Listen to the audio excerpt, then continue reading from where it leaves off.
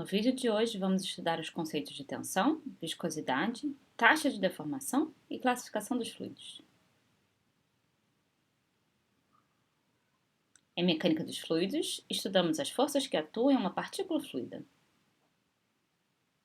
Existem dois tipos de forças: as forças de campo, que atuam sobre um elemento de volume, e as forças de superfície, que atuam sobre um elemento de área.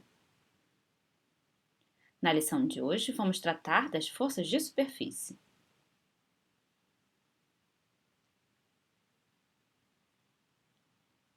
Forças de superfície atuando em uma partícula fluida geram tensões. Podemos descrever a tensão como a intensidade de uma força em uma superfície. Considere uma força de contato ΔF em um elemento de área ΔA de uma partícula fluida. Podemos decompor a força em três componentes. Uma componente normal, que vamos chamar de ΔFN, e duas componentes tangenciais, chamadas de ΔF1 e ΔF2. A tensão normal é definida pela letra grega sigma e é descrita pelo limite de ΔFN sobre o elemento de área ΔA, quando ΔA tende a zero. Já a tensão na direção tangencial é chamada de tensão de cisalhamento e é definida pela letra grega τ. Temos τ1 para a componente da força ΔF1 e τ2 para a componente da força ΔF2.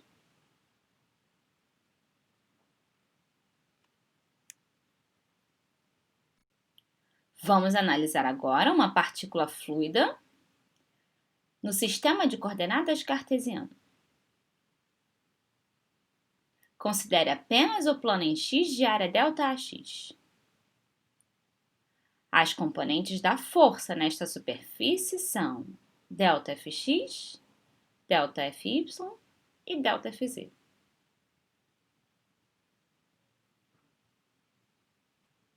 Podemos escrever agora as definições de tensão em relação ao sistema de coordenadas cartesiano, como σxx para a componente normal em relação ao eixo x, τxy e τxz para as componentes tangenciais. Note a notação que foi utilizada para escrever as componentes da tensão. O primeiro índice indica a direção do vetor normal à superfície de análise. O segundo índice é a direção do vetor tangente à superfície de análise. Assim, como estamos no plano normal AX, todas as componentes da tensão iniciam com o índice x. Aquela na direção normal a x é o σxx. Aquela na direção tangencial a y é o τxy. E aquela tangencial ao eixo z é o τxz.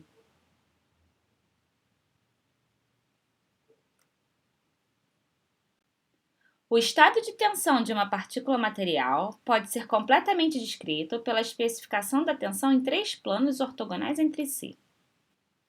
Desta forma, se repetirmos o processo para um plano normal a y e o outro normal a z, temos a descrição completa do estado de tensão da partícula material e as 9 componentes da tensão em um ponto pode ser descrita da seguinte forma.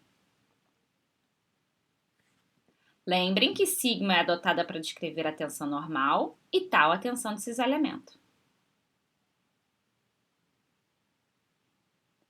É necessário agora apresentar a convenção de sinal da tensão. A componente de uma tensão é positiva quando ambas as direções são positivas ou ambas são negativas. Assim, esta imagem é um exemplo onde todas as componentes são positivas.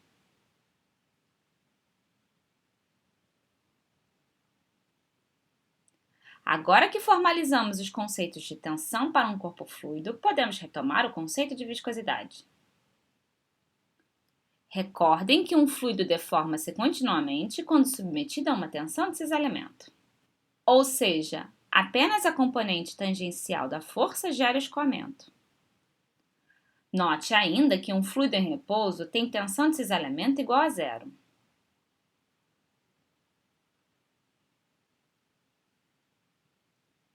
Entendemos de forma simplificada que a viscosidade é como o fluido resiste ao escoamento.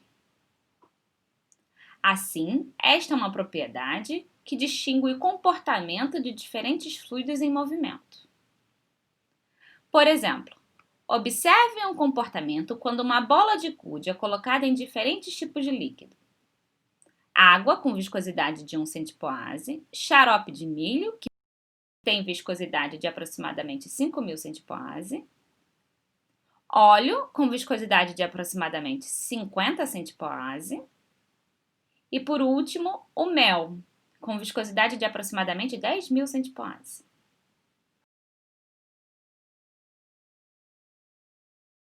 Note que a bola afundou com velocidades diferentes e quanto maior a viscosidade, menor foi a velocidade da bola.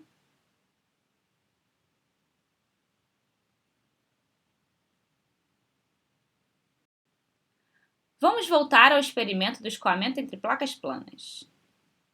O líquido em contato com a placa superior tem velocidade igual a esta placa, enquanto que o líquido em contato com a placa inferior permanece parado. Assim, existe transferência de quantidade de movimento linear do fluido em contato com a placa superior para o fluido em contato com a placa inferior. Podemos conceitualizar o problema do escoamento como uma série de camadas de líquido entre as placas. Inicialmente, o fluido está em repouso. Uma força ΔFx é aplicada na placa superior, de modo a produzir uma velocidade constante ΔVx. Note que a velocidade do fluido está na direção x, porém varia de acordo com a coordenada y.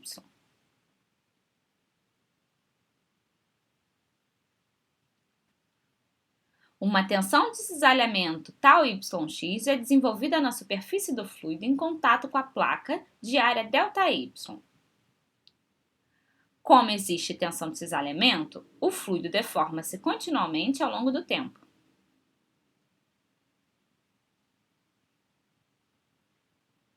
Note que a deformação do fluido pode ser escrita em relação ao ângulo Δα. Assim, a taxa de deformação do fluido pode ser descrita como dα/dt. Porém, o ângulo α não pode ser medido e precisamos expressar dα/dt em termos de variáveis conhecidas. Podemos expressar o deslocamento ΔL da partícula fluida em função da definição da velocidade da partícula material e ΔL é igual ao produto de ΔVx ΔT. Para um deslocamento infinitesimal, a tangente do ângulo Δα é igual ao deslocamento ΔL pela distância ΔY. Como Δα é muito pequeno, podemos adotar a aproximação de que a tangente do ângulo é igual ao ângulo. Assim, inserindo a definição do deslocamento ΔL na equação para Δα, temos que Δα é igual a Δx ΔT sobre ΔY. Por fim, temos que Δα sobre ΔT é igual a ΔVx sobre ΔY.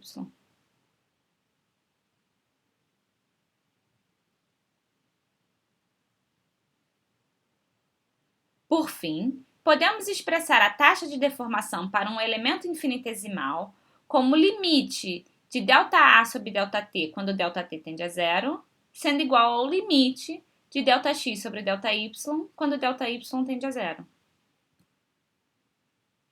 Portanto, é possível concluir que a taxa de deformação é o gradiente da velocidade na direção y. Ou seja, um elemento de fluido, quando submetido a uma tensão de cisalhamento τyx, tem uma deformação dvx dy.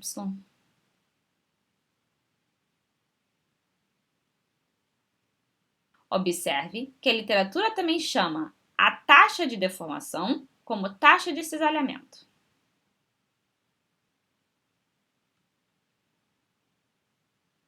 A questão que levantamos agora é Qual a relação entre a tensão de cisalhamento e a taxa de cisalhamento? Para fluidos como água, gasolina ou ar, o experimento entre as placas planas mostra que a taxa de cisalhamento aumenta com o aumento da tensão de cisalhamento. Ou seja, estas grandezas são diretamente proporcionais. A constante de proporcionalidade entre a tensão de cisalhamento aplicada à taxa de cisalhamento do fluido é a viscosidade. Assim, a viscosidade relaciona a taxa de deformação à tensão de cisalhamento que causa a deformação. Os fluidos que seguem esta relação são chamados de fluidos newtonianos.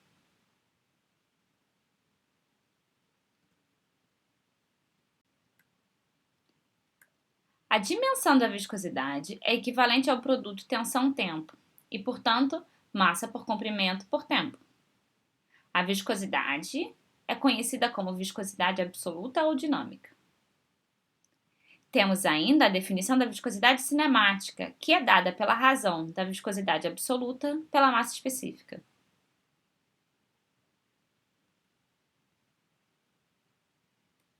Se observarmos um gráfico da tensão de cisalhamento em função da taxa de deformação para diferentes fluidos newtonianos, a relação é linear e o coeficiente angular é a viscosidade.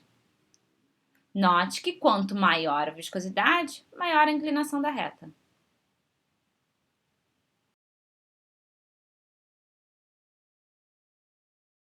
Muitos fluidos não apresentam o comportamento observado em fluidos newtonianos. Estes fluidos são chamados de fluidos não newtonianos. Podemos utilizar o conceito de viscosidade aparente para descrever o comportamento de fluidos não newtonianos. Neste exemplo, temos fluidos com viscosidade aparente constante no tempo. O fluido pseudoplástico é aquele cuja viscosidade aparente diminui com o aumento da taxa de cisalhamento, ou seja, o fluido fica mais fino. Os dilatantes são aqueles cuja viscosidade aparente aumenta com o aumento da taxa de cisalhamento, ou seja, o fluido fica mais espesso. Já o plástico de Bingham comporta-se como um sólido até uma dada tensão mínima e depois existe o comportamento linear.